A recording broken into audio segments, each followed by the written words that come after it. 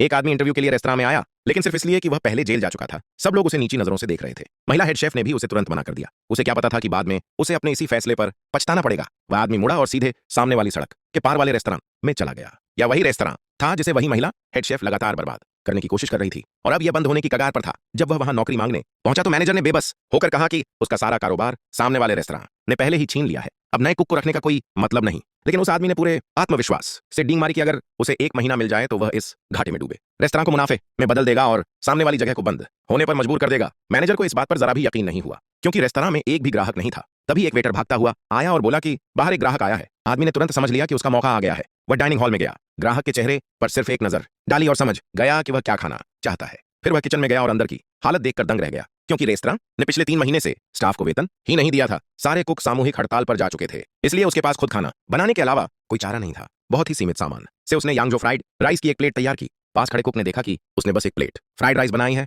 तो वह उसे भी कम आंकने लगा। ग्राहक भी शुरू में खाने को लेकर झिझक रहा था, लेकिन कुछ और खाते ही खाने में खो गया और पूरी तरह मजा लेने लगा। आदमी की कला देखकर बाकी कुक उसे किचन में अंदर बुलाने लगे और कहा कि रेस्तरां उन पर वेतन का कर्जदार है, जब तक पैसे नहीं मिलेंगे वे यहाँ किसी को काम नहीं करने देंगे। उन्होंने उसे भी तुरंत निकाल जाने को कहा, लेकिन वह भी यूं ही हार मानने वाला नहीं था। उसने सीधे कहा कि वह अभी अभी जेल से बाहर आया है, क्योंकि उसने एक आदमी को अपाहिज कर दिया था। उसकी असलियत जानकर हेड कुक ऊपर ऊपर से शांत बनने लगा, पर दिखावे के लिए अगर दिखाते हुए बोला कि वह उसका सिर बाल काट देगा।